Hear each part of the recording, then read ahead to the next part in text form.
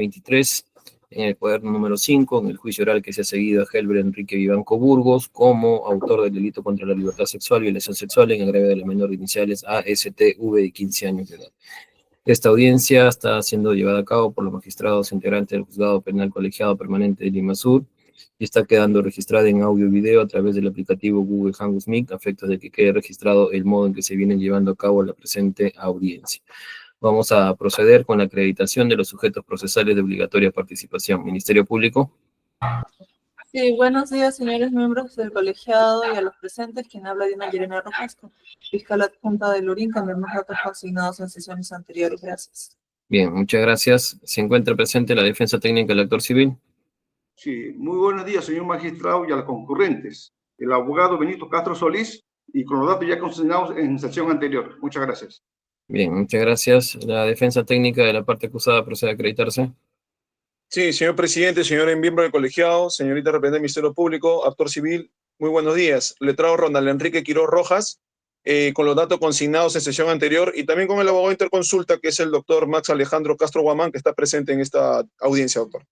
Ya, el doctor Max Alejandro Castro Guamán, encienda su audio y cámara, acredítese.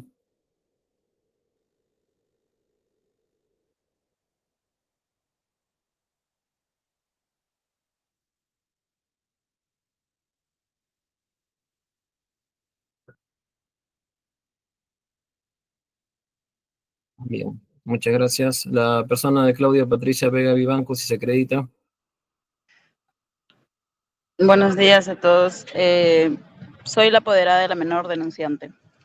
Nombre completo, número de DNI. Claudia Patricia Vega Vivanco, mi número de DNI es 481444233. Bien, muchas gracias. Con la acreditación de los sujetos procesales ya acreditados, damos por válidamente instalada la presente audiencia. Procedemos en este acto a consultar al especialista si hay algún escrito que dar cuenta. Señor magistrado, en primer lugar, muy buenos días. Bueno, contra la parte pendiente, indicar que no hay escrito pendiente de dar cuenta. Bien, muchas gracias. Dejamos constancia entonces de que no hay escrito que atender. Vamos a llevar a cabo la lectura integral de la sentencia, en donde vamos a oralizar los argumentos que hemos elaborado para poder llegar a la conclusión de una sentencia condenatoria. Asimismo, en ese sentido, procedo a emitir la resolución de fecha 14 de febrero del año 2025, vistos y oídos en audiencia oral y pública, el juzgamiento realizado por el Juzgado Penal Colegiado Permanente de Villa María del Triunfo de la Corte Superior de Justicia de Lima Sur contra el imputado Helber Enrique Vivanco Burgos como autor del delito contra la libertad sexual y violación sexual en agravio de la menor de iniciales ASTV de 15 años de edad.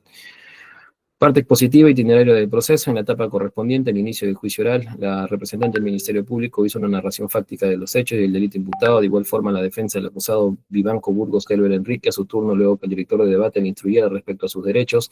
y al preguntársele si admitía ser autor del delito en materia de acusación y además responsable de la reparación civil, previa consulta con su abogado, manifestó que se consideraba inocente, por lo que el colegiado dispuso continuar con el desarrollo del juicio oral en contra del eludido imputado. En cuanto a los hechos objeto de la acusación, se le atribuye al acusado Helber Enrique Vivanco Burgos haber cometido el delito contra la libertad sexual, violación sexual en agravio de la menor de iniciales ASTV de 15 años de edad. Como circunstancias precedentes, tenemos que al inicio del año 2023, la agraviada de iniciales ASTV 15 quedó bajo el cuidado de su abuela Dionisia Burgos Quispe y de su tío Helber Enrique Vivanco Burgos, quien solventaba los gastos de la menor agraviada de iniciales ASTV, quien venía residiendo con su abuela Dionisia Burgos en el domicilio cito en la manzana P, lote 10, La Merced, Punta Negra, vivienda donde el acusado llegaba todos los días, pues contaba con las llaves de dicha vivienda, ingresaba al dormitorio de la menor, donde en algunas oportunidades la abrazaba y tocaba las piernas. El día 26 de agosto del 2023, alrededor de las 19 horas, la adolescente de iniciales ASTV salió de su vivienda con destino a una reunión de amigos, con el permiso del acusado Helber Enrique Vivanco Burgos, quien le dijo que a las 2 de la mañana del día siguiente debía llegar a la casa. Cito en la manzana C1, lote 2, Urbanización de Merced, en el distrito de Punta Negra, provincia y departamento de Lima. Siendo las 02.22 horas aproximadamente del día 27 de agosto del 2023, el acusado continuamente enviaba mensajes al celular de la menor agraviada por el aplicativo WhatsApp, preguntándole por dónde se hallaba y por qué no respondía a los mensajes, para luego decirle que le había fallado y que no celebraría su cumpleaños, a lo cual la menor agraviada le respondió: estoy cerca, está bien tío, tú tienes la última palabra. En cuanto a las circunstancias concomitantes, El día 27 de agosto del 2023, alrededor de las 2:37 horas, la menor agraviada de iniciales ASTV de 15 años de edad llegó a la vivienda del acusado Helber Vivanco Burgos, sitio en la manzana C1, lote 2, urbanización La Merced, distrito de Punta Negra, provincia y departamento de Lima, a lo cual el acusado indicó que sube al dormitorio de aquel. Fue cuando la menor agraviada le indicó que prefería dormir en el sillón, pero el acusado le dijo: no estás haciendo caso, vas a dormir conmigo arriba.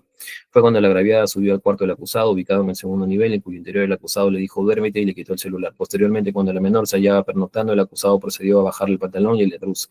a lo cual la agraviada se despierta cuando el acusado, estando desnudo, se colocó encima de ella, procediendo a ingresar sus dedos en la vagina de la menor y realizar movimientos, a lo cual la agraviada empezó a llorar y le pidió que la suelte. Le decía: por favor, suéltame, me quiero ir, mientras lloraba, siendo que el acusado le decía: no, espera. Seguidamente el acusado ingresó su miembro viril en la vagina de la menor, realizando movimientos. Luego de ello, el denunciado se colocó al costado de la menor, manipulando su miembro viril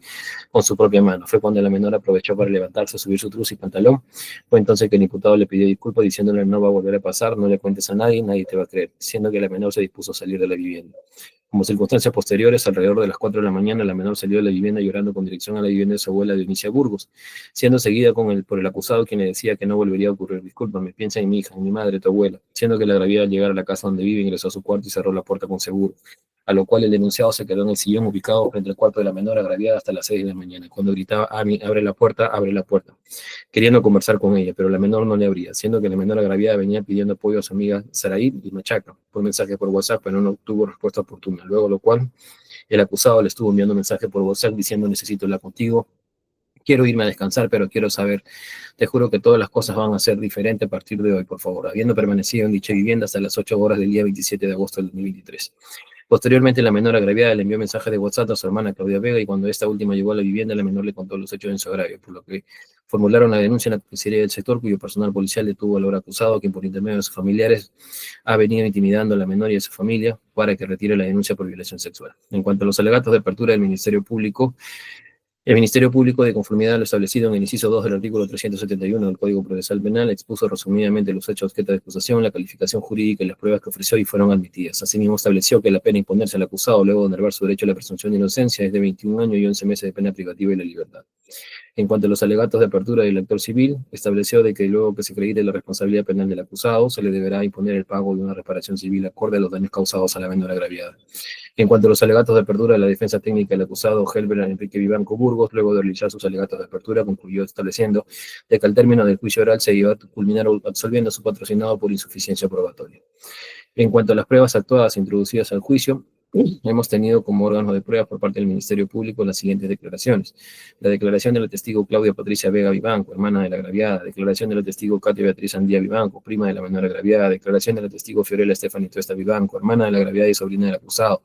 declaración del perito Carlos Nicanor Aliaga Cabero, médico legista; la declaración de la perito Valdini Elena Cueva García, médico legista; la declaración de la perito Rosa Cristina Vilche Yause, la perito psicóloga; la declaración del perito Yatco Condori Luque, médico legista; y el examen del Helber Enrique Vivanco Burgos, el acusado.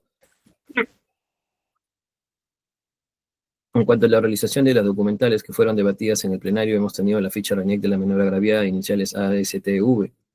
Hemos tenido el acta de lectura de teléfono celular del acusado Helber Enrique Vivanco Burgos. Hemos actuado el acta de entrevista única en cámara Gesell de la menor agraviada. El acta de lectura de teléfono celular de la menor agraviada, iniciales ASTV, de fecha 28 de agosto del año 2023. El acta de inspección técnico-policial de fecha 28 de agosto del 2023. El acta de lectura y descripción de contenido de dispositivo USB de fecha 21 de septiembre del 2023. El acta de lectura y descripción de contenido de dispositivo USB de fecha 10 de octubre del 2023. El acta de ampliación de lectura y descripción de contenido de teléfono celular de la menor agraviada, de iniciales ASTV, de fecha 10 de octubre del año 2023. El acta de diligencia de reconocimiento de voz de audio contenido en USB de fecha 19 de diciembre del 2023. Y como prueba de oficio hemos actuado en el plenario el debate pericial realizado entre la perito psicóloga Rosa Cristina Vilche y el perito psicólogo forense Víctor Ernesto Ramos Zabalas, al ser interrogados por las partes en el plenario, en cuanto a sus técnicas e instrumentos y sobre las conclusiones al cual arribaron, en las pericias que han elaborado y presentado en el juicio oral.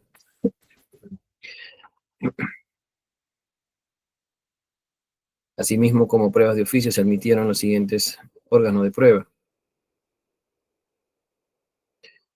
la declaración de la perito Rosario Hernández Barrientos, perito psicóloga; la declaración de la testigo Marta Elizabeth Ruiz Piscoya, esposa del acusado, la declaración de la perito Valdinia Elena Cueva García, perito biólogo, y la declaración del perito Roger Javier del Águila Tanz, perito químico farmacéutico. Luego de la actuación probatoria, tanto en carácter documental así como de órganos de prueba, se oralizaron los alegatos de apertura, se escucharon los argumentos de defensa del acusado al ser examinado, quien alegó su inocencia y sostuvo que los hechos imputados en su contra no se han suscitado, razón por el cual alegó su inocencia. Luego de ello se escuchó a las partes sus alegatos de clausura y así pudimos escuchar al Ministerio Público, quien al término del juicio oral expuso que se había concluido acreditándose la responsabilidad penal del acusado con cada una de las pruebas producidas en el plenario, razón por el cual se ratificaba en cuanto a su pretensión punitiva de solicitar la pena de 21 años y 11 meses de pena privativa de la libertad en contra del acusado. Por su parte, el actor civil asimismo estableció en sus argumentos de que se había quedado plenamente acreditada la responsabilidad del acusado y por lo tanto se le debía imponer el pago de la reparación civil por la suma de 100.000 nuevos soles. Y en cuanto a la defensa técnica del acusado Helber Enrique Vivanco Burgos, al término de sus alegatos de clausura, que han quedado registrados en audio y video y además transcritos en el íntegro de la sentencia, culminó solicitando la absolución de su patrocinado por insuficiencia probatoria. En ese sentido, en cuanto a la autodefensa del acusado, señaló una vez más en su declaración que las pruebas periciales realizadas, incluidas las de biología forense, toxicología y dosaje etílico, arrojaron resultados negativos, desmintiendo así la versión de sus sobrinas, quienes lo acusaron de estar drogado y alcoholizado el día de los hechos. Cuestionó que la fiscal siga sosteniendo la acusación de violación, pese a que los exámenes médicos no encontraron lesiones, desgarros ni presencia de fluidos biológicos en la agraviada. También puso en duda el testimonio de Katia Andía Vivanco, quien afirmó haberlo escuchado habiendo siendo escándalo debajo de la casa de su madre. Argumentó que si realmente hubiera hecho ruido durante más de 10 minutos, otras personas que vivían en la misma casa deberían haberlo escuchado, lo que no ocurrió. Asimismo, rechazó la acusación de supuesto acoso previo hacia otra sobrina, señalando que dicho hecho nunca fue denunciado y que sus familiares se sorprendieron al escuchar por primera vez esa versión durante el juicio. Señaló que desde el inicio del proceso ha sostenido su inocencia, afirmando que nunca tocó a su sobrina ni cometió el delito del cual se le acusa. Por último, reconoció que la agraviada podría tener afectación psicológica, pero atribuyó dicho daño a la violencia emocional sufrida dentro de su propia familia, donde sus hermanas la insultaban y la hacían sentir rechazada por no conocer a su padre. Reiteró que el delito nunca ocurrió y agradeció la oportunidad de expresar su defensa ante el tribunal. En cuanto a la calificación jurídica, estos hechos han sido subsumidos en el artículo 170 del Código Penal, que reprime el delito de violación sexual, regulado además en el inciso 3 y 11 del primer párrafo de la acotada norma penal.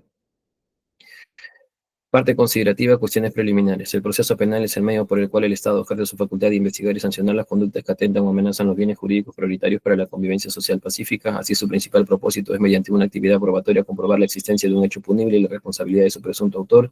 y con ello, en su caso, enervar la presunción de inocencia que goza todo imputado en virtud de lo previsto en el artículo 2, numeral 24, literal E de la Constitución Política del Perú, concordante con el artículo 8.2 de la Convención Americana de Derechos Humanos. Para tal efecto es imprescindible la existencia de una mínima actividad probatoria realizada con las garantías necesarias. En ese orden de ideas, una sentencia condenatoria se justifica cuando el actuado durante el proceso se acopia a pruebas de cargos válidas para que, al ser libremente condenado por el tribunal, superando toda duda razonable, permita al jugador llegar a la convicción sobre la responsabilidad penal del acusado en el hecho ilícito. En cuanto a la delimitación del pronunciamiento del colegiado, de la acusación fiscal aparece que se incrimina al acusado Helber Enrique Vivanco Burgos haber cometido el delito de violación sexual en agravio de la menor de iniciales ASTV, siendo que, aprovechándose de la condición de parentesco de poder que mantenía sobre la agraviada, al ella depender económicamente de él, le introdujo su dedo en la vagina de la menor y seguidamente le introdujo su miembro viril. Hecho ocurrido el día 27 de agosto del 2023 a las 2:37 horas aproximadamente de la mañana. En ese sentido, corresponde a este tribunal establecer si existen pruebas válidas de cargo que determinen la comisión del delito incriminado. Esto es que la menor agraviada haya sido víctima de violación sexual y la responsabilidad del acusado Helber Enrique Vivanco Burgos de haber cometido el hecho en materia de imputación. En cuanto a la evaluación de los medios de prueba, para la valoración de la prueba se debe tener como premisa normativa el artículo 393, numeral 1 del Código Procesal Penal de 2004, que nos precisa: los jueces en la etapa de deliberación no podrán utilizar pruebas diferentes a aquellas legítimamente incorporadas en el juicio. En un proceso penal son las partes las únicas que tienen derecho a introducir o producir medios de pruebas que refuercen sus hipótesis. Excepcionalmente, la normatividad permite la actuación de pruebas de oficio. Este derecho a probar no solo es procesal, sino que tiene protección constitucional. Así lo ha sostenido el Tribunal Constitucional en diversas sentencias. Por tanto, es un derecho fundamental en la medida en que se trata de un contenido implícito del derecho al debido proceso, reconocido en el artículo 139, inciso 3 de la Constitución. En ese sentido, una de las garantías que asisten a las partes del proceso es la de presentar los medios probatorios necesarios que posibiliten crear convicción en el jugador sobre la veracidad de los argumentos. Medios probatorios actuados por el Ministerio Público, valoración individual. En la sesión de fecha 5 de julio del año 2024 se dio inicio a la actuación de medios probatorios, habiéndose escuchado los siguientes testimoniales en el juicio oral. La declaración del testigo Claudia Patricia Vega Vivanco, hermana de la agraviada, haciendo soporte. La deponente manifestó la forma, modo y circunstancia en cómo tomó conocimiento del hecho en agravio de su hermana, siendo que señaló que la menor le mandó un mensaje donde le indicaban que vaya por ella, refiriendo que al estar con la menor, la misma le indicó que el acusado le tocó sus partes y la violó. Asimismo, señaló que la abuela de la menor, quien posee su patria potestad y quien solventa los gastos de la menor en ese entonces era el acusado Helber Vivanco Burgos. En cuanto a la declaración de la testigo Katia Beatriz Andía Vivanco, sobrina del acusado, la deponente manifestó la forma, modo y circunstancia de cómo tomó conocimiento del hecho en agravio de su prima Ami, indicando que el día de los hechos del acusado borracho tocaba la puerta del cuarto de la menor, insistentemente solicitando que la menor le abra porque quería hablar con ella. Además indicó que se entera de lo sucedido a raíz de que su hermana por WhatsApp le comunica lo que había pasado. Asimismo indicó que el acusado visitaba todos los días la vivienda donde residía la menor. En cuanto a la declaración del testigo Fiorella Estefanito Esta Vivanco, hermana de la agraviada y sobrina del acusado, la deponente manifestó que mantiene ella la patria potestad actual de la menor agraviada, señaló que la forma, modo y circunstancia de cómo tomó conocimiento de los hechos en agravio de su hermana fue por medio de la denuncia que colocó su hermana Claudia Vega Vivanco y porque la misma menor le refirió lo acontecido en su agravio. Además refirió que la esposa del acusado, de nombre Marta, se personó a su domicilio donde le indicó que Helber Vivanco Burgos le había confesado que había tocado a la menor pero que no lo había violado y le señaló que modificaran la denuncia. En cuanto a la declaración del perito Carlos Nicanor Aliaga Cabero, médico legista, el especialista que elabora y suscribe el certificado médico legal 019-2312-LS, a mérito de la evaluación de la menor agraviada, habiendo explicado las conclusiones arribadas, entre las cuales señaló que la menor presenta un himen diletable, es decir, himen complaciente, no presenta signos de actos contra natura, no presenta lesiones traumáticas recientes y no requiere incapacidad médico-legal. En cuanto a la declaración del perito Baldini Andina Cueva García, médico legista, en el especialista que elabora y suscribe el examen de dictamen pericial número 2023-00100-875, mérito de la evaluación del acusado Helber Vivanco Burgos, habiendo explicado las conclusiones arribadas, entre las cuales señaló que al analizar la muestra con el hisopado de suco balanoprepulsial se observaron espermatozoides y en la prueba de antígeno prostático PSA positivo. En cuanto a la declaración del perito Rosa Cristina Vilche Yaus, perito psicóloga, es la especialista que elaboró y suscribió el protocolo de pericia psicológica número 1496-2023 PSC, a mérito de la evaluación de la menor agraviada, habiendo explicado las conclusiones arribadas, entre las cuales señaló que impresiona un nivel intelectual normal capaz de comprender y entender su realidad, presentó indicadores de afectación psicológica de tipo emocional compatible con el hecho vinculante motivo de la investigación, demuestra tristeza, vergüenza, seguridad, sentimiento de culpa, señaló sentirse agredida en su integridad física, emocional, presentó intranquilidad y expresó rechazo al presunto agresor, carece de recursos personales necesarios para afrontar situaciones complejas, lo que hace que se torne vulnerable en situaciones de riesgo, denotó apego afectivo a su entorno familiar y finalmente sugirió una terapia de apoyo psicológico a la menor agraviada. En cuanto a la declaración del perito Yatco Condorín Luque, médico legista, el especialista que elaboró y suscribió el certificado médico legal número 19253-L-D, a mérito de la evaluación del acusado Helber Vivanco Burgos, habiendo explicado las conclusiones arribadas, entre las cuales señaló que el acusado presentaba una herida escoriativa en la región palmar derecha de 1 centímetro, lo que concluyó como una lesión de tipo cortante ocasionado por agente con punta y ofilo. Además, se le dio intención facultativa de una incapacidad médico legal de 3 días. En cuanto a la ficha RENIEC de la menor agraviada iniciales ASTV, se aprecian los datos identificatorios de la menor de iniciales, la menor agraviada advirtiéndose su fecha de nacimiento 9 de abril de 2007, acreditándose que tenía 15 años de edad al momento de sucedidos los hechos. El acta de lectura de teléfono celular del acusado Helber Enrique Vivanco Burgos, de fecha 26 de agosto del 2023, con el cual dicha instrumental se consigna la fecha, hora y lugar de su elaboración, se refiere a la lectura que se le hizo al teléfono celular perteneciente al acusado Helber Enrique Vivanco Burgos, en donde se verifican conversaciones con la menor agraviada del día de los hechos. El acta de entrevista única en cámara GESE. Siendo soporte, dicho documental se efectuó como prueba anticipada con la presencia de todas las partes procesales como juez de investigación preparatoria, las defensas, la agraviada de la psicóloga entrevistadora, haciendo relato de la menor en cuya declaración detalla los hechos en su agravio, manifestando cuál fue el accionar del acusado Helber Vivanco Burgos, indicándolo como la persona que le habría introducido los dedos a su vagina y posteriormente su miembro viril. El acta de lectura de teléfono celular de la menor agraviada de iniciales ASTV de fecha 28 de agosto del 2023. Dicha documental se consigna la fecha, la hora y lugar de su elaboración. Se refiere a la lectura que se le hizo al teléfono celular perteneciente a la menor agraviada de iniciales ASTV, en donde se verificaron conversaciones con el hoy acusado el día de los hechos, asimismo con otros contactos donde la menor narra haber sido víctima de abuso sexual por parte del acusado, a quien se indicó directamente. Con el acta de inspección técnico-policial se consigna, dicha documental consigna la fecha, la hora y lugar de su elaboración, asimismo que se fue practicado en el inmueble ubicado en la manzana C1, lote 2, urbanización La Merced, Punta Negra, describiendo el exterior e interior del inmueble. Asimismo se visualizó el dormitorio donde habrían ocurrido los hechos denunciados, en donde se señaló no haber evidenciado una sábana en la cama del acusado. En cuanto al acta de lectura y descripción de contenido de dispositivo USB de fecha 21 de septiembre del 2023, se consigna la fecha, la hora y lugar de su elaboración, siendo que se refiere a la lectura y descripción de contenido de un dispositivo USB color negro con rúbrica a data, en el cual contendría registro videográfico relacionado a los hechos en materia de denuncia. El acta de lectura y descripción de contenido de dispositivo USB de fecha 10 de octubre Se consigna la fecha, hora y lugar de su elaboración, siendo que se refiere a la lectura y descripción del contenido de un dispositivo USB color blanco con rúbrica Kingston, el cual contendría audios que estarían relacionados con los hechos en materia de denuncia. En el acta de ampliación de lectura y descripción de contenido de teléfono celular de la menor agraviada, o sea, su aporte se consigna la fecha, la hora y lugar de su elaboración, instrumental referida a la visualización de contenido de un dispositivo celular marca iPhone 6 perteneciente a la menor agraviada, en el cual se verifica que en la aplicación de notas la menor se refería respecto a su tío al hoy acusado. En cuanto al acta de diligencia de reconocimiento de voz de audio contenido en USB de fecha 19 de diciembre de 2023, dicha instrumental suscrita por los participantes de la diligencia donde se consigna la hora, lugar y fecha de su elaboración, se refiere al reconocimiento que realiza la persona inferior a Tuesta Vivanco al audio contenido en un CD color blanco marca Valve CD R700MB 80.000, la misma que señala que la voz contenida en el audio le pertenece a la señora Marta Ruiz. En la sesión de la fecha 25 de noviembre de 2024, se llevó a cabo el debate pericial realizado entre la perita psicóloga Rosa Cristina Vilchi y el perito psicólogo forense Víctor Ernesto Ramos Zavala, quienes ambos se afirmaron y ratificaron sus conclusiones emitidas en sus propios informes periciales. En cuanto a la declaración del perito Rosario Hernández Barrientos, perito psicóloga, es la especialista psicóloga perteneciente al Centro de Salud Mental de Punta Hermosa, en donde evaluó la menor agraviada, indicando que la menor presentaba decaimiento, tendía al llanto, asimismo hacía referencia a que ya su vida no era la misma después de lo ocurrido, temblaba cuando narraba algunos hechos de los que había sufrido. En cuanto a los medios probatorios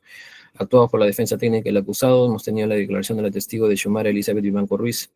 La deponente manifestó la forma y circunstancia de cómo tomó conocimiento de los hechos en agravio de la menor a raíz de que su domicilio se personó al personal policial, donde señalaron que había una denuncia en contra del acusado, su padre, respecto a una presunta violación de una menor de edad, siendo que conversar con la persona de Claudio Vega le refirió que la menor señaló que el acusado la había violado. La declaración del perito Víctor Ernesto Ramos Zavala, perito psicólogo, es el especialista que elaboró el análisis protocolo de pericia psicológica 1496-2023 respecto a la evaluación psicológica practicada a la menor agraviada y a la que entrevista única en Cámara Gesell, señalando que en sus conclusiones en su opinión no se encontraba de acuerdo respecto a estas muestras, siendo las inconsistencias, por ejemplo, respecto a que los instrumentos utilizados no eran los idóneos por la perita oficial.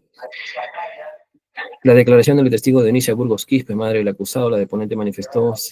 ella ser la que estaba en potestad de haber tenido en potestad a la menor en el momento de los hechos, señalando que la menor residía con ella a raíz que las hermanas las mismas no se querían hacer cargo de ella. Refirió que el acusado llamó a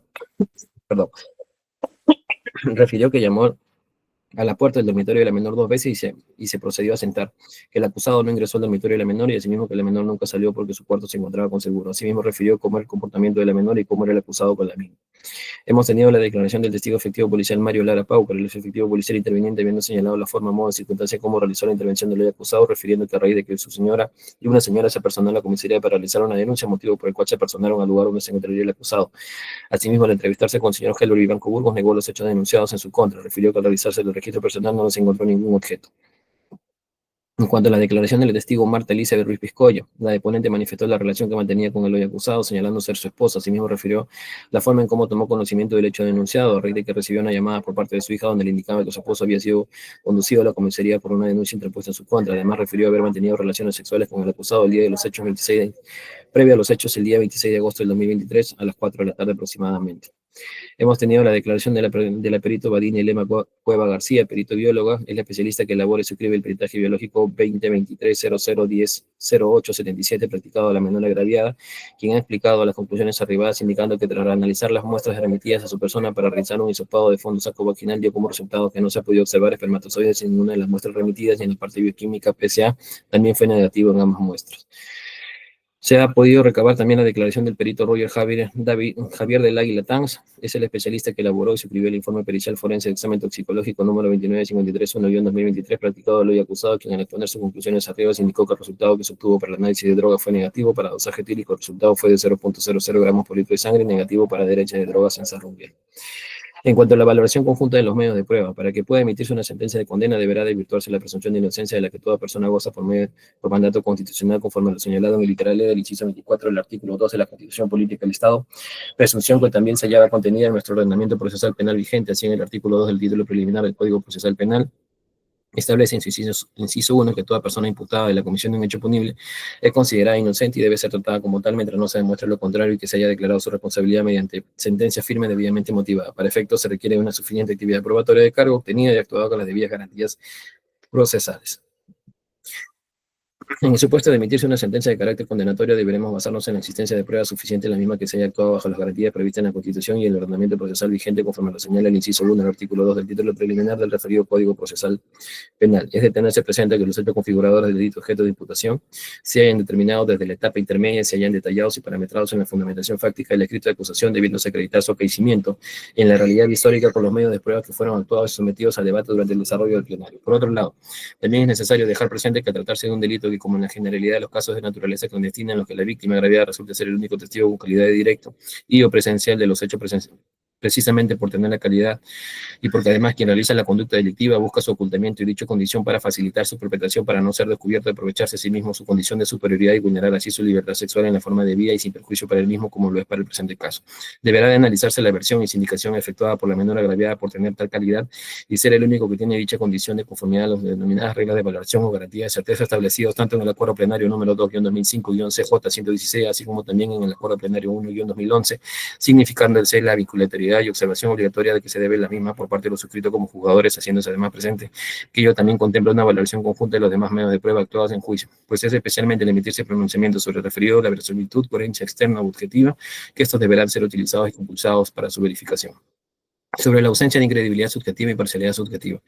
Los suscritos, al escuchar de forma directa y continuada la realización del acta de entrevista única practicada a la menor agraviada en Cámara Gesell, en la que se garantizó, conforme lo antes glosado, el derecho al contradictorio y por ende de defensa del acusado y la observancia del previsto en la guía de procedimiento para la entrevista única de niños, niñas, adolescentes víctimas de abuso sexual, explotación sexual y trata con fines de protección sexual, así como de lo que ha fluido desde la actuación y debate probatorio de los demás medios de prueba efectuados durante el desarrollo del plenario bajo los principios de la oralidad y mediación en la actuación probatoria, no hemos advertido ni evidenciado la preexistencia de algún tipo de relación que evidencia interés, trascendencia y relevancia entre la menor agraviada y el acusado, o entre la familia de aquel y la de este, o del mismo con aquella, que conlleve y haga deducir un móvil de resentimiento, enemistad, venganza, enfrentamiento, interés, u otro cualquier índole que reste certeza a lo señalado por la menor, tanto sobre las circunstancias en lo que ocurrieron los hechos como en la sindicación, y por ende vinculación del acusado como responsable de los mismos, o en todo caso que genere un supuesto de duda razonable que cuestione la credibilidad del relato incriminatorio brindado por la agraviada.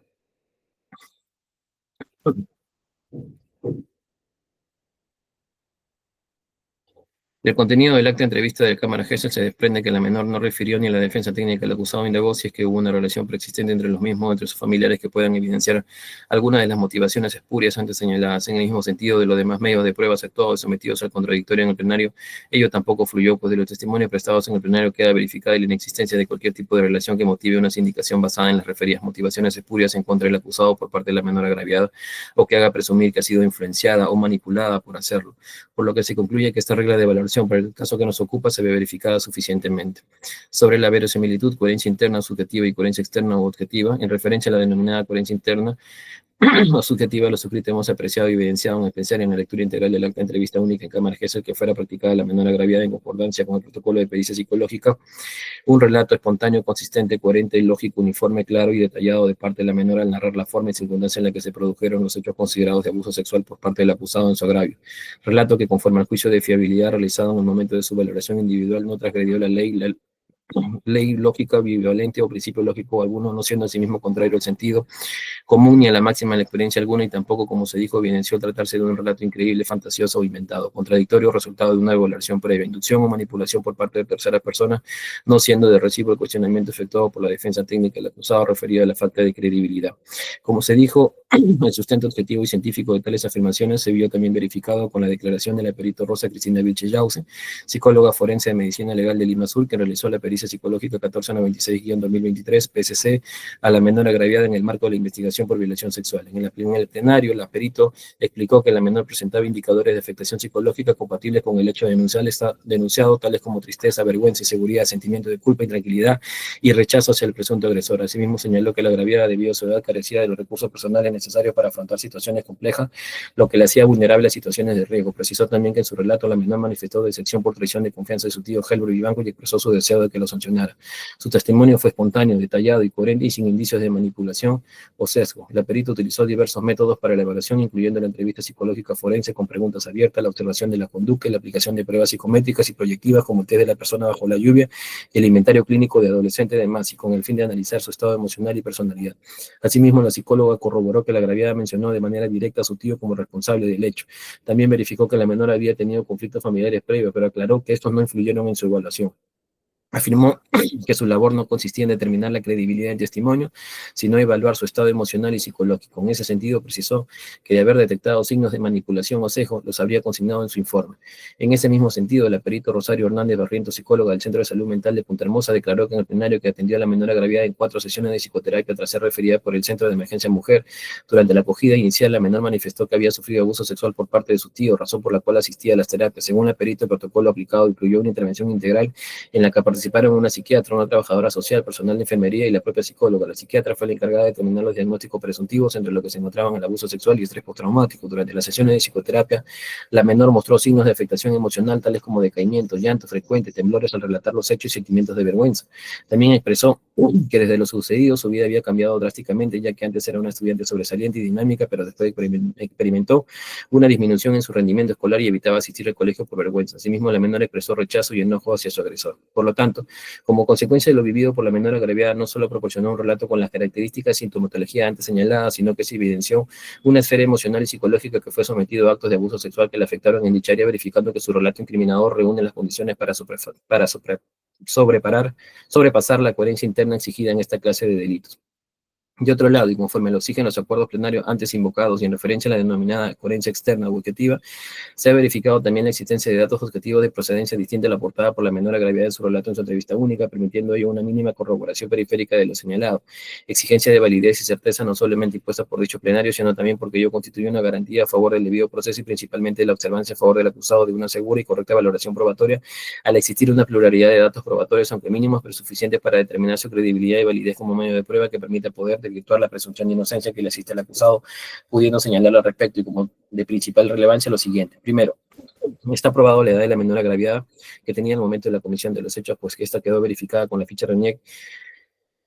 en el cual se describe que tiene como fecha de nacimiento el 9 de abril de 2007, acreditándose que tenía 15 años de edad al momento de sucedido los hechos, y así también se da por satisfecha la agravante establecida en el numeral 11 del artículo 170 del Código Penal en relación al agravante de la edad de la víctima, que debe ser entre 14 y 18 años. Está aprobada con la declaración del médico legista Carlos Nicanor Aliaga Cabero, que examinó a la menor agraviada el 27 de agosto del 2023 y que en el plenario explicó sus conclusiones señalando que la agraviada presentaba un himen dilatable o complaciente, lo que significa que puede permitir la penetración sin desgarrarse. No encontró lesiones traumáticas ni signos de violencia en el área genital o paragenital. Explicó que su evaluación no permite determinar si hubo o no violación, solo que el tipo de himen que tiene la menor no se desgarra con la penetración. Finalmente, se tomaron muestras biológicas dentro del plazo establecido para verificar la presencia de espermatozoides. Está aprobado con el acta de inspección técnico-policial de fecha 28 de agosto del 2023,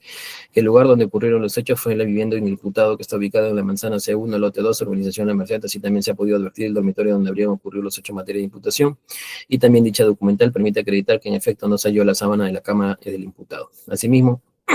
la testigo Claudia Patricia Vega Vivanco, hermana de la agraviada, declaró en el juicio oral que el 27 de agosto del 2023, alrededor de las 7 de la mañana, recibió un mensaje de su hermana Ami por WhatsApp solicitándole que fuera a la casa de su abuela de Punta Negra sin explicarle la razón. Al llegar, su abuela Dionisia le informó que Ami había regresado de madrugada con su tío Helber, quien estaba en estado de ebriedad. Posteriormente, Ami se encerró en su cuarto mientras Helber insistía en ingresar. La abuela manifestó que no sabía cómo logró entrar, mencionando la posibilidad de que hubiera utilizado un cuchillo. Claudia relató que al entrar en la habitación encontró a su hermana Ami llorando desconsoladamente. Luego de tranquilizarla, Ami le contó que la noche anterior había salido a una fiesta con permiso de Helber y que al regresar alrededor de las 2:30 de la mañana, este le indicó que durmiera en su cuarto en lugar del mueble. Cuando Ami se acostó, Helber le quitó el celular y mientras dormía se subió desnudo sobre ella y le agredió sexualmente. Ami afirmó que se quedó en estado de shock, incapaz de reaccionar o gritar. Luego del ataque, Ami logró apartar a Helber y ponerse su pantalón apresuradamente. Cuando intentó huirse, Helber insistió en que se quedara, pero finalmente ambos salieron de la vivienda y caminaron hasta la casa de su abuelo. Una vez allí, Ami se encerró en su habitación y comenzó a recibir mensajes de Helber pidiéndole perdón y suplicándole que no contara lo sucedido. Posteriormente, Helber ingresó a su cuarto con un cuchillo y le rogó que pensara en su hija y en su abuela antes de denunciar.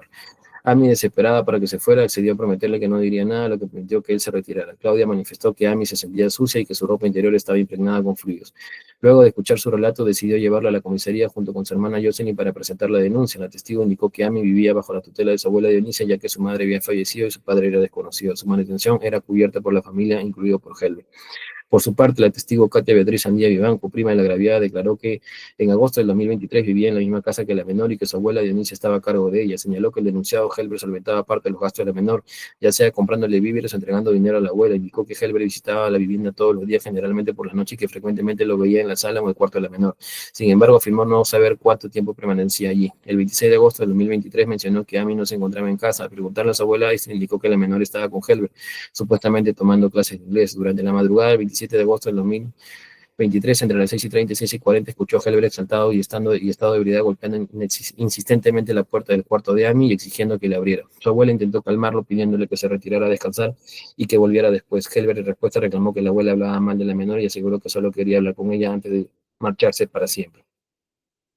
Asimismo, estuvo tocando la puerta durante aproximadamente 15 minutos. El testigo señaló que tras los hechos se enteró de lo ocurrido a través de mensajes de WhatsApp con su hermana, quien informó que la hija de Helber le había escrito a su madre contando lo sucedido. Asimismo, la testigo Fiorella Stephanie Tuesta Vivanco, hermana mayor de la agraviada, declaró que en agosto del 2023 su hermana Amy vivía bajo tutela de su abuela Dionisia Burgos de Punta Negra. Indicó que se enteró de los hechos mediante la denuncia presentada por su hermana Claudia Vega Vivanco y posteriormente por el testimonio directo de Amy, quien le relató que el 26 de agosto en la madrugada, mientras se encontraba en la casa de su tía Helber Vivanco, él abusó sexualmente de ella. Le mencionó que Helber le envió un mensaje de texto y le dijo brevemente que lo sucedido fue consecuencia del consumo de cocaína. La testigo afirmó que su hermana le contó lo ocurrido temblando, asustada y con miedo. El testigo señaló que tras la denuncia, Amy quedó bajo su tutela y que desde los hechos su comportamiento cambió drásticamente. Describió que Amy antes de la agresión era sociable, participaba en actividades escolares y tenía amigos. Sin embargo, después se volvió retraída, desarrolló ansiedad y sufrió insomnio y pesadillas. Fue tratada en un centro de salud en Punta Hermosa, donde le proporcionaron medicación para la ansiedad. Fiorella también declaró que la esposa de Helber, Marta Ruiz, la esposa de Helber, la señora Marta Ruiz, acudió a su domicilio a madrugada del 28 de agosto junto con su prima Xiomara Vivanco Ruiz. En esa visita, Marta le dijo que Helber había confesado que tocó a Amy, pero que no la violó y le insistió en que cambiaran la denuncia para que no fuera por violación, sino por tocamiento. Posteriormente, Marta le llamó para amenazarle, diciéndole frases como ya están muertos todos o los voy a matar. Afirmó que esas amenazas fueron grabadas y presentadas ante la fiscalía y también señaló que su abuela Dionisia renunció a la custodia de Amy tras los hechos, motivo por el cual ella asumió su tutela. Finalmente afirmó no haber tenido conflictos previos con Helber ni con su familia y reiteró que tras la denuncia no tuvo más contacto con él. Para el colegiado, las declaraciones de las testigos referenciales, Claudia Patricia Vega Vivanco, Katia Beatriz Andía Vivanco y Fiorella Stephanie Tuesta Vivanco, constituyen pruebas testimoniales relevantes y consistentes que permiten establecer un alto grado de certeza de los hechos ocurridos la madrugada del 27 de agosto del 2023. A través de su relato se logra una reconstrucción clara y coherente del suceso delictivo, así como del estado emocional de la agraviada tras la agresión sexual. Así podemos establecer que está probado que el acusado Helber Vivanco Burgos tenía cercanía y control sobre la menor agraviada. Así, la testigo Claudia Vega declaró que Helber le tocaba permiso a la menor para salir y la supervisaba en ciertos aspectos. La testiga Katia Andía afirmó que el acusado visitaba constantemente la vivienda de la abuela, ingresaba al cuarto de la menor y solventaba parte de sus gastos, mientras que la testigo Fiorella Tuesta confirmó que Helber era una figura de autoridad para Amy, lo que facilitó que la menor confiara en ella y accediera a quedarse en su casa el día de los hechos. En suma, se establece que el acusado mantenía una relación de poder sobre la menor, situación que le permitió manipularla y generar condiciones favorables para la condición del delito. Está probado que el acusado llevó a la agraviada a su casa en la madrugada de los hechos. Al respecto, la testigo Claudia Vega declaró que Amy relató cómo Helber le convenció de dormir en su habitación, le quitó el celular y posteriormente la agredió sexualmente. La testigo Katia Andía confirmó que la menor pasó la noche fuera de la casa, hora antes de los hechos, con permiso del acusado Helber. Está probado que el acusado abusó sexualmente a la menor. La testigo Claudia Vega narró que su hermana le relató que se quedó paralizada durante la agresión sin poder reaccionar ni gritar. Asimismo, la testigo Fiorella Tuesta reforzó ese testimonio indicando que Amy temblaba al contar lo sucedido. Por tanto, se acredita que el abuso se perpetró en un contexto de vulnerabilidad donde la menor no pudo resistirse ni pedir auxilio debido al impacto emocional al ataque. Está probado que el acusado intentó silenciar a la agraviada mediante amenazas y presión emocional, tal como lo sostuvo la testigo Claudia Vega, quien declaró que el acusado ingresó al cuarto de Amy rogándole que no lo denunciara. Asimismo, la testigo Fiorella Tuesta mencionó que la esposa del acusado intentó persuadir a la familia para que cambiaran la denuncia en una menos grave y que incluso emitió amenazas de muerte contra ella. Está probado el estado emocional de la agraviada. Tras los hechos, confirman la veracidad de este testimonio. Asimismo, tenemos la declaración de la testigo Claudia Vega, quien afirmó que encontró a Annie llorando desconsoladamente y sintiéndose sucia. Asimismo, el testigo Fiorella Tuesta relató que la menor temblaba al contar lo sucedido y que tras el abuso su comportamiento cambió drásticamente. Dejó de ser sociable, sufrió insomnio, ansiedad, pesadillas. En suma, se puede establecer que el impacto emocional y psicológico posterior a la agresión sexual es consistente con el testimonio de una víctima de abuso, lo que refuerza la credibilidad del menor y descarta la posibilidad de una fabricación o manipulación de su relato. Las tres declaraciones testimoniales presentan coherencia, credibilidad y corroboración mutua, lo que dota de un alto valor probatorio que corrobora lo sostenido por la menor agraviada. Para el colegiado se evidencia que la víctima no solo ha sido constante en su relato, sino que ha sido respaldado por testigos referenciales de su estado posterior al abuso y del comportamiento del acusado. Asimismo, el estado emocional de la agraviada posterior a los hechos es compatible con el trauma propio de una víctima de agresión sexual y que fueron analizados por los peritos psicólogos que valoran a la menor agraviada tal como se ha desarrollado en los párrafos precedentes, lo que ha sido reforzado con tratamiento psicológico que ha recibido posterior a los hechos sufridos. Asimismo, en la declaración de los testigos mencionados se encuentra en corroboración probatoria con el acta de lectura del teléfono celular del acusado Helber Enrique Vivanco Burgos de fecha 26 de agosto del 2023. Dicha documental presentado por el Ministerio Público acredita que el día de los hechos la menor solicitó permiso al acusado para salir y que éste coordinó previamente con ella que debía decir a sus familiares respecto a su salida. Asimismo, se evidencia que el acusado y la agraviada mantuvieron comunicación hasta las 2:20 de la madrugada del 27 de agosto, momento en que este último mensaje enviado por la menor refleja su sumisión ante los regaños del imputado, respondiéndole: todo bien, tío, tú tienes la última palabra, acompañado de una carita feliz en señal de conformidad. Posteriormente, a las 7:30 de la mañana, el acusado comenzó a enviarle mensajes insistentemente indicándole que quería hablar con ella y que necesitaba descansar, reiterando en varias ocasiones su deseo de conversar. Estos mensajes permiten acreditar que la menor se encontró con el imputado a la madrugada de los hechos y que después del horario en el que había ocurrido los hechos narrados por la menor, el acusado intentó contactarla de manera reiterada y persistente. En su mensaje le manifestó que todo iba a cambiar a partir de ahora. Asimismo, el acta de lectura de teléfono celular de la menor agraviada iniciales ASTV de fecha 28 de agosto del 2023 permite acreditar que desde un primer momento, el día 27 de agosto, en horas de la madrugada, luego del acto delictivo de la menor, lo primero que requirió fue ayuda a sus conocidos y familiares, la del contacto clavo de su hermana, quien es la denunciante, y además a sus amigos cercanos, como son el contacto Chama y Arix, en el cual la menor agraviada narró incluso que fue víctima de abuso sexual y se indicó directamente al ahora imputado quien es su tío. Para el colegiado, las pruebas documentales obtenidas a partir del acta de lectura de teléfono celular del acusado y del acta de lectura de teléfono de la menor agraviada constituyen elementos probatorios sólidos y concordantes que refuerzan la imputación contra el acusado. Estas pruebas no solo corroboran las declaraciones de la víctima y de los testigos, sino que además evidencian una relación de poder y control del acusado sobre la menor, su insistencia en mantener contacto tras los hechos y su clara intención de silenciarla. La lectura del teléfono del acusado acredita que la menor solicitó permiso para salir y que el acusado coordinó con ella qué debía decir a su familia. Esta conducta demuestra que el acusado ejercía un control sobre la menor, generando una relación de subordinación y confianza, lo que facilitó que la víctima se diera a quedarse a su casa esa noche sin generar sospecha de su entorno familiar. Asimismo, se evidencia que el acusado mantuvo comunicación con la menor hasta las 2:20 de la mañana, lo que permite establecer que él estaba al tanto de sus movimientos y que ella mantenía una actitud de sumisión ante sus instrucciones. La respuesta de la menor: todo bien, tío, tú tienes la última palabra, acompañada de una carita feliz, revela una aceptación impuesta, lo que podría interpretarse como un mecanismo de defensa o temor ante la autoridad que el acusado ejercía sobre ella. Asimismo, la insistencia del acusado en comunicarse con la agraviada tras los hechos a partir de las 7:30 de la mañana del 27 de agosto, el acusado envió reiterados mensajes a la menor, insistiendo que quería hablar con ella y diciéndole que todo iba a cambiar a partir de ahora. La relevancia de estos mensajes radica en que fueron enviados después del horario en que, según el testimonio de la víctima, ocurrió la agresión sexual, lo que sugiere una clara intención del acusado de influir en el comportamiento de la menor tras el delito. El contenido de estos mensajes es incriminatorio por varias razones. La insistencia en hablar con la víctima tras la agresión sugiere una necesidad del acusado de controlar la situación y evitar que la menor revele lo sucedido. La frase "todo iba a cambiar a partir de ahora" denota conciencia de culpa, lo que implica que el acusado reconocía internamente la gravedad del hecho y buscaba manejar las consecuencias. En consecuencia, estas pruebas en su conjunto constituyen evidencia suficiente para sostener una sentencia condenatoria contra Helber Enrique Vivanco Burgos por el delito de violación sexual, ya que permite vincularlo directamente con los hechos denunciados y demostrar su conducta posterior a la manipulación e intimidación hacia la víctima. Respecto a los órganos de prueba de la defensa técnica interrogó a su perito de parte, Víctor Ernesto Ramos Zavala, psicólogo forense y perito de parte, quien declaró que su análisis pericial se basó en la revisión de documentos, específicamente el protocolo de pericia psicológica y el acta de entrevista única de la menor agraviada. Explicó que su estudio fue de tipo documental, descriptivo e interpretativo, ya que no tuvo contacto directo con la evaluada. Señaló que los instrumentos aplicados por la perita oficial y el test de la persona bajo la lluvia no eran idóneos para evaluar afectación psicológica. Explicó que la MASI mide las características de personalidad, pero no afectación emocional, y que el test de la persona bajo la lluvia es proyectivo e interpretativo, por lo que carece de validez científica. Según el Código de Ética del Colegio de Psicólogos del Perú, indicó que el informe pericial de medicina legal no incluyó instrumentos específicos para medir afectación psicológica, como pruebas de ansiedad, depresión o pensamientos irracionales. Además, afirmó que no se especificó el tiempo de evaluación ni se aplicaron técnicas para medir la credibilidad del testimonio. como el análisis CBCA, lo que generaba vacíos en la narración de la menor. Cuestionó que el informe de la perito oficial se basara en una opinión subjetiva en lugar de un análisis científico. Destacó que no se realizó una descripción detallada y objetiva del comportamiento de la evaluada, lo que dificultaba establecer si los síntomas emocionales mencionados estaban directamente relacionados con el hecho denunciado o con su historia familiar. Finalmente afirmó que la evaluación de una sola sesión no era suficiente para un diagnóstico certero y que la guía de evaluación psicológica forense recomienda múltiples sesiones en casos de violencia. También indicó que la guía actual no autoriza el uso del test de la persona bajo la lluvia y que el MASI, aunque válido, no mide afectación psicológica, sino únicamente constructos de personalidad. Ante lo sostenido por el referido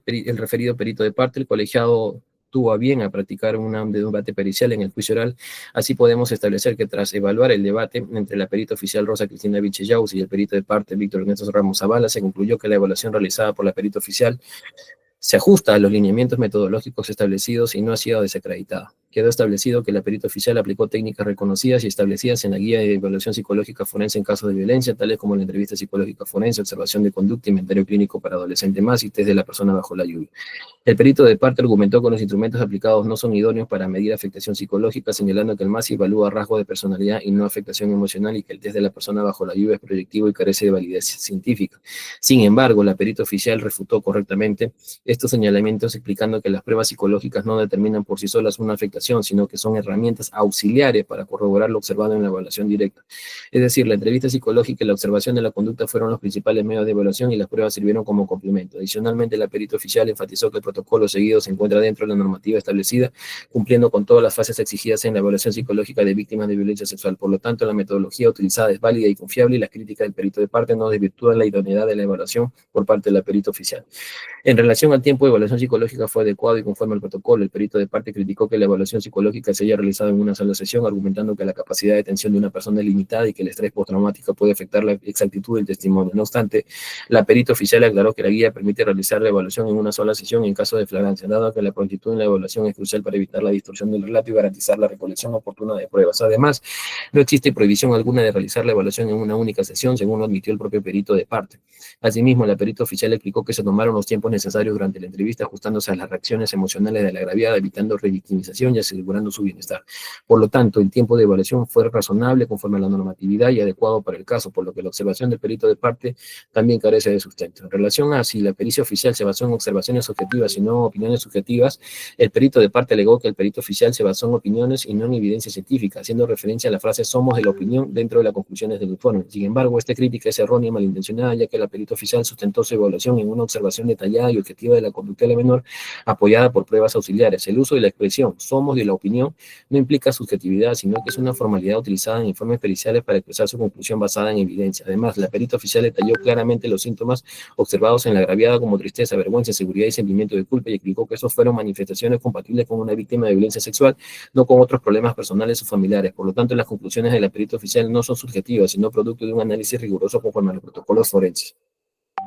Asimismo, el perito de parte intentó minimizar la afectación psicológica de la víctima, argumentando que sus síntomas podrían deberse a antecedentes familiares difíciles como la muerte de su madre o su permanencia en albergue. Sin embargo, estos argumentos son irrelevantes y especulativos, ya que no existe evidencia de lo que la agraviada presentara signos de afectación psicológica previos a la agresión sexual. El relato de la menor en la cama del GESEP se centró en la violencia sexual sufrida, no en problemas familiares anteriores. La perita oficial concluyó que los síntomas de la menor eran producto del hecho denunciado, lo cual se encuentra respaldado por la evaluación psicológica. En conclusión, la pericia oficial mantiene su validez y no ha sido desacreditada. Luego del análisis del debate pericial, se concluyó que la perita oficial aplicó una metodología válida y reconocida conforme a la guía de evaluación psicológica forense en caso de violencia sexual. La evaluación en una sola sesión fue adecuada y justificada, cumpliendo con el protocolo establecido por el caso de flagrancia, que las conclusiones del informe pericial se basaron en observaciones objetivas, no en opiniones subjetivas, como erróneamente alegó el perito de parte. El intento del perito del parte de atribuir la afectación psicológica a la víctima antecedentes familiares es especulativo y carente de sustento. Por lo tanto, las observaciones del perito de parte no tienen mérito suficiente para desacreditar la pericia oficial, lo cual se mantiene como un medio probatorio legítimo y confiable en el presente proceso. En el marco del presente proceso se han presentado también diversas declaraciones de testigos y peritos ofrecidos por la defensa técnica del acusado Helber Enrique Vivanco Burgos. No obstante, tras un análisis riguroso de los testimonios, se concluye que sus declaraciones no resultan suficientes ni verosímiles para desvirtuar la acusación formulada en su contra. En relación al testimonio de Dionisia Burgos Quispe, madre del acusado y abuela de la víctima, el testigo intentó desacreditar a la agraviada señalando que era rebelde y mentirosa, lo que sugiere un intento de minimizar su credibilidad. Asimismo, indicó que el acusado no vivía en su casa y que el día de los hechos permaneció sentado en la sala hasta las 8:15 de la mañana, negando que haya ingresado al cuarto de la víctima. Su afirmación de que no observó nada inusual en la víctima contradice los testimonios de Claudia Vega Vivanco, Fiorella Tuesta Vivanco, quienes sí observaron a la menor llorando desconsoladamente y con signos de afectación emocional. Asimismo, su declaración no explica por qué Helber Vivanco insistió en comunicarse con la víctima luego de los hechos. La testigo omite mencionar el testimonio de su nieta Katia Andía, quien escuchó a Helber exigiendo entrar al cuarto de la menor en la madrugada. En conclusión, el testimonio de Dionisia Burgo Quispe carece de credibilidad, pues se encuentra marcado por un claro sesgo familiar que contradice otras pruebas del proceso y no logra desvirtuar la acusación contra el acusado. En cuanto al testimonio de Mario Lara Pauca, policía interviniente, el testigo relató que el acusado negó los hechos y accedió voluntariamente a su traslado a la comisaría. Asimismo, señaló que no se hallaron lesiones visibles en el acusado ni se encontraron armas blancas en su posesión. Para el colegiado, el testimonio de policía no aportó elementos que desacrediten la acusación. Por el contrario, confirma la existencia de una denuncia legítima y la posterior intervención del acusado sin que ello implique prueba alguna de su inocencia. En relación al testimonio de Marta Elizabeth Ruiz Piscoya, esposa del acusado, se advierte que el testigo intentó restar importancia a la acusación afirmando que la víctima fue frecuentemente acudida a la casa del acusado de madrugada. También declaró que ella y su esposo mantenían relaciones sexuales antes de los hechos, sugiriendo que el semen encontrado en el acusado podría prevenir ese encuentro. En ese sentido, se advierte que los encuentros previos de la menor con el acusado no desvirtúan la acusación. Asimismo, la relación sexual con su esposo no desacredita la evidencia biológica, y si bien el peritaje biológico de Bariña Elena Cueva García indicó que no se encontraron espermatozoides ni semen en la cavidad vaginal de la víctima, debemos precisar que el hallazgo de semen no es un requisito indispensable para acreditar una violación, pues la penetración no siempre deja rastros biológicos, o bien no haber eyaculado dentro de la víctima, lo que explicaría la ausencia de evidencia biológica en la víctima, pues su relato sigue siendo determinante, es consistente y está corroborado por testigos y pruebas periféricas. El peritaje biológico no excluye la posibilidad de agresión sexual, sino que solo indica la ausencia de ciertos fluidos biológicos. En relación al peritaje toxicológico de Roger Javier del Aguilatán, se tiene que el perito determinó que el acusado no tenía rastros de alcohol ni drogas en su organismo. Sin embargo, el estado de sobriedad del acusado no le exime de responsabilidad, pues el delito denunciado no requiere que el agresor haya estado bajo efectos de sustancias. Asimismo, el consumo de drogas o alcohol no es un elemento esencial de la acusación, por lo que este resultado no tiene impacto probatorio relevante. Por lo tanto, el peritaje toxicológico no desacredita la acusación ni constituye un elemento relevante para exonerar al acusado de responsabilidad penal. En suma, de la declaración de los testigos y peritos de la defensa no logran desvirtuarse la acusación contra el acusado. Los intentos de desacreditar a la víctima, minimizar su relato y utilizar pruebas irrelevantes sin fuerza probatoria suficiente no restan validez a la acusación ni a las pruebas que sustentan la responsabilidad penal de Helber y Vivanco Burgos. Nuestra jurisprudencia nacional en reiterados pronunciamientos ha establecido la trascendencia y requisitos de la declaración de la víctima en los delitos que lesionan la libertad y la dignidad sexual debe de cumplir para poder así inervarse la presunción de inocencia que le asiste a quien se le imputa haber agredido el bien jurídico protegido. Así, la casación 1394-2017 se ha dejado establecido en los delitos sexuales por sus especiales características criminológicas de ser delitos de clandestinidad. La declaración de la víctima tiene una especial relevancia. La jurisprudencia vinculante de este Tribunal Supremo ha desarrollado sobre este punto una serie de criterios, bases, parámetros que han sido desarrollados en la presente sentencia. En ese sentido, la declaración y sindicación efectuada por la menor agraviada reúne para los suscritos las condiciones necesarias para ser considerada creíble, pues el núcleo de la misma refiere al acto de en sí del abuso sexual y sus circunstancias han prevalecido sin advertirse aspectos supuestos que puedan destruirlo. Sobre la persistencia en la incriminación efectuada, se ha evidenciado de los diferentes actos de investigación, tales como la pericia psicológica, así como lo referido por los órganos de pruebas y peritos que han acudido al plenario. Asimismo, hemos podido advertir la persistencia de uniformidad en la narración de los hechos en cuanto a las circunstancias, lugar, forma, modo y tiempo, así como la sindicación persistente e individualizada efectuada en contra del acusado. Narración en la que no fueron advertidas contradicciones graves y relevantes, no habiéndose presentado de igual forma un supuesto de retractación o evidencia de motivaciones espurias que lo hayan llevado a efectuar una sindicación falsa, sobrepasando, por ende, esta regla de valoración o garantía de certeza. Al respecto, nuestra jurisprudencia nacional ha señalado que la persistencia en la incriminación que exige el Acuerdo Plenario 2-2005 no puede entenderse como un relato pormenorizado que incluye hasta el más mínimo detalle sobre el momento y la hora en que ocurrieron los hechos. Esa persistencia debe entenderse referida al núcleo de la imputación que sustenta la tesis acusatoria. Sin duda, si el relato incriminatorio varía en el tiempo respecto a cómo ocurrió el hecho criminal, no existiría persistencia en la incriminación, pero si por el contrario la variación en el relato versa sobre circunstancias periféricas, no se puede entender que no existe persistencia en la incriminación. Y en segundo lugar, no se puede exigir a una menor que se acuerde con toda precisión las fechas exactas o momentos como ocurrieron el evento traumático. Superadas entonces todas estas reglas de valoración o garantía de certeza, podemos concluir que la declaración de la agraviada como medio de prueba puede ser considerada como válida y como suficiente virtualidad procesal y probatoria para poder hacer enervar la presunción de inocencia que como garantía gozaba el acusado de conformidad a lo prescrito en nuestro ordenamiento constitucional y procesal penal, lo que quiere decir que lo señalado por aquel puede darse por cierto. En cuanto a la determinación de la pena, es aquella operación judicial que permite establecer por medio de un procedimiento cuál es la pena que le corresponde cumplir a una persona ya responsable en la comisión de un ilícito penal en caso de concreto teniéndose como función identificar y medir las consecuencias jurídicas que corresponde aplicarse al autor o partícipe declarado culpable de un delito. Al respecto, resulta importante indicar que el hecho que el Ministerio Público haya solicitado una pena determinada y que en este caso la comisión del delito imputado al acusado ha sido comprobada, así como su responsabilidad en el mismo, ello no implica de ninguna forma que los suscritos como jugadores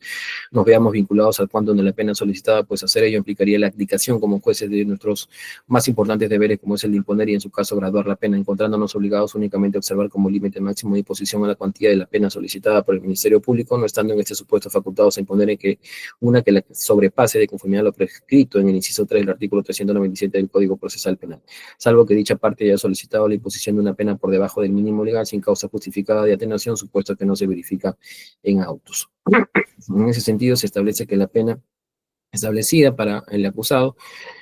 prevista en el artículo 170, inciso 3 y 11 del Código Penal, primer párrafo, la pena va de 20 años a 26 años. Se debe establecer que en el momento de que se formule el requerimiento acusatorio,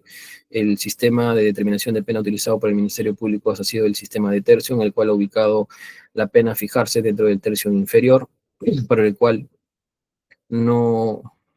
el Ministerio Público no ha determinado que haya una circunstancia agravante, únicamente circunstancias atenuantes, razón por la cual ha solicitado la pena de 21 años y 11 meses. En ese sentido, acogiendo pues este sistema de tercio que resulta ser más beneficioso para el acusado en reemplazo del sistema escalonado establecido en el Acuerdo Plenario 1-2023 por la Corte Suprema, vamos a establecer la pena dentro del tercio inferior por parte de los integrantes del colegiado, señalando que de acuerdo al principio de proporcionalidad, lesividad y legalidad, la pena que se debe fijar al acusado es en el extremo mínimo del primer tercio inferior. Esto es la pena de 20 años de pena privativa de la libertad. En cuanto a las disposiciones para la ejecución de la pena en aplicación a lo dispuesto en el inciso 2 del artículo 402 del Código Procesal Penal, y estando que el condenado se encuentra en libertad por la naturaleza y gravedad del delito cometido y evidente peligro de fuga por la magnitud de la pena impuesta, corresponde disponerse a la ejecución inmediata en el extremo penal, dispuesto en el presente sentencia, disponiéndose en consecuencia se cursen las comunicaciones correspondientes de forma inmediata y bajo responsabilidad funcional de la autoridad policial con el objeto de que se ubique y capture interna el sentenciado en el establecimiento penitenciario que se designe para efecto del cumplimiento de la conducta impuesta. Finalmente, por disposición del artículo 178A del Código Penal, deberá disponerse que previo examen médico o psicológico que deberá de practicarse el sentenciado y establezca su necesidad, se le someta a un tratamiento terapéutico en la especialidad que determine, así como se brinda un tratamiento psicológico de la menor gravedad acusándose las comunicaciones correspondientes. En cuanto al pago de la reparación civil consiste en el resarcimiento del perjuicio rogado a la víctima de un delito teniendo en cuenta que éste provoca un daño y que por exigencia del artículo 92 del Código Penal corresponde su determinación en forma conjunta con la pena. En ese sentido, y en primer término, de considerarse que quien ha solicitado se emita pronunciamiento respecto a la pretensión civil resulta estar facultada y por ende legitimada para ello como parte procesal de conformidad a lo previsto en la primera parte del inciso 1 del artículo 11 del Código Procesal Penal, pues en el presente proceso hubo constitución en actor civil. En segundo término, resulta obligatoria observancia de lo establecido en los fundamentos séptimo y octavo del Acuerdo Plenario 6-2006, donde se ha dejado establecido que el fundamento de la responsabilidad civil que origina la obligación de reparar es la existencia de un daño civil causado por un ilícito penal, entendido como los efectos negativos que derivan de la lesión de un interés jurídicamente protegido y que puede ocasionar consecuencias tanto patrimoniales como no patrimoniales, siendo que para el caso que nos ocupa se evidencia que el accionar delictivo sometido por el acusado ha causado principalmente un daño de carácter patrimonial en la gravedad, conforme lo señalaremos en los siguientes puntos. El daño no patrimonial o extrapatrimonial comprende un daño moral, entendido como la lesión inferida a los sentimientos de la víctima que produce un gran dolor, aflicción o sufrimiento, así como un daño a la persona o daño subjetivo cuyo efecto recae en el ser humano considerado en sí mismo como sujeto de derecho desde la concepción hasta el final de su vida, dividiéndose esta a su vez en dos categorías, la primera referida al daño psicomático y la segunda el daño del proyecto de vida o libertad fenoménica. Dentro del daño psicomático del desaparecido profesor Fernández Cesareo incluido aquellos que dañan el cuerpo o soma y aquello lo que se daña en la psique. En ese sentido, y como se señaló precedentemente, resulta evidente, lógico y arreglado a la experiencia común que la conducta delictiva realizada por el acusado ha causado un daño a la menor gravedad de carácter no patrimonial o patrimonial, esto es que con su accionar ilícito ha lesionado derechos legítimos e intereses existentes en la misma que son objeto de especial protección por la ley, no solo por el tipo de bien jurídico objeto de tutela, sino también por su condición de menor de edad al momento de la comisión de los hechos.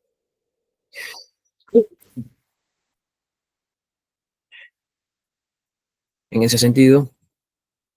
ahora bien, el monto a fijarse respecto a la pretensión resarcitoria se considera por los suscritos que el contenido iniciatorio debe ser fijado por este colegiado de manera prudencial, pues lo concluido por lo antes referidos peritos psicólogos determina únicamente la existencia de una afectación psicológica y sus consecuencias en la menor gravedad, más no a cuánto asciende el tratamiento que se recomienda y que la víctima debe recibir, y tampoco se acredita si lo recibió o los gastos que va a generar. En ese sentido,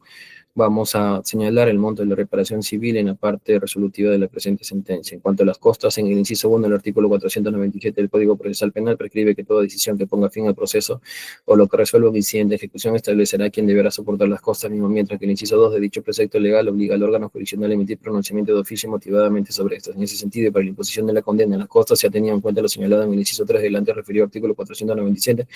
norma que establece que en caso se declare culpable el acusado en un proceso seguido en su contra, será este quien asuma su pago, extremo que guarda concordancia con lo previsto en el inciso 1 del artículo 500 del mismo código, estableciendo por ende la obligación del pago de las costas del acusado y sentenciado en el presente proceso. Parte resolutiva. Los integrantes del Juzgado Penal Colegiado de la Corte Superior de Justicia de Lima Sur, por los fundamentos fácticos y jurídicos antes desarrollados por unanimidad, emitimos el siguiente fallo. Primero, declarar al acusado Helber Enrique Vivanco Burgos como autor del delito contra la libertad sexual, violación sexual en agravio de la menor de iniciales ASTV de 15 años de edad, y como tal imponemos 20 años de pena privativa de la libertad de carácter efectiva de conformidad a lo previsto en la parte final del inciso 4 del artículo 394 del Código Procesal Penal, la misma que empezará a computarse desde la fecha en que el sentenciado sea ubicado, capturado o internado en el establecimiento penitenciario que el Instituto Penitenciario designe para el cumplimiento de dicha pena, correspondiendo a efectuar el cómputo de la misma y de las incidencias derivadas de la misma al juez a cargo del juzgado de investigación preparatoria del URIN como órgano jurisdiccional competente para el conocimiento de la etapa de ejecución del proceso. Se dispone de la ejecución inmediata del extremo penal determinado en la presente sentencia de conformidad a lo previsto en el inciso 2 del artículo 402 del Código Procesal Penal, para lo cual se ordena se ajuste bajo responsabilidad las comunicaciones correspondientes a la Policía Judicial con el objeto de que se ubique, capture y ponga a disposición del órgano de ejecución al sentenciado para su posterior internamiento en el establecimiento penitenciario que se designe. Tercero, se fijan 10.000 nuevos soles, el monto que por concepto de reparación civil pagará el sentenciado a favor del representante legal de la menor agraviada. Cuarto, disponemos que previo examen médico psicológico que deberá practicar el sentenciado y que establezca su necesidad, se le someta a un tratamiento terapéutico en la especialidad que se determine de conformidad a lo previsto en el artículo 178A del Código Penal, brindándose asimismo tratamiento psicológico a la agraviada en el Hospital María Auxiliadora, acusándose con dicho efecto las comunicaciones correspondientes. Quinto, condenamos al sentenciado al pago de costos del proceso cuyo monto será establecido en la etapa de ejecución de sentencia por parte del juez de ejecución. Sexto, ordenamos que con sentido de autoridad sea la presente sentencia se remita a copia de la misma responsable del Registro Nacional de Detenidos sentenciados de pena privativa de la libertad de carácter efectivo, verificándose asimismo la elaboración del respectivo ficha del Registro Nacional de Internos procesados y sentenciados, así como con sentido de autoridad sea la presente sentencia se proceda a su inscripción al Registro Central de Condenas de esta Corte Superior de Justicia y en el Registro Penitenciario del Instituto Nacional Penitenciario. Suscriben la presente sentencia el magistrado Julio Torres Pineda como presidente y director de debate, la doctora Caro Güero y el magistrado Chávez Rivera. En ese sentido, se ha procedido a realizar de manera íntegra la sentencia, con el cual preguntan las partes. ¿Ministerio Público se encuentra conforme? Sí, señor magistrado, conforme. Bien, el actor civil, ¿conforme? Conforme, señor. Bien, la defensa técnica del acusado, el señor, el Sí, doctor, sentenciado. no estando de acuerdo, presentamos recurso de apelación, doctor. Bien, doctor. El acusado o el sentenciado se encuentra presente, ¿estaba presente, señor, o ya no está participando?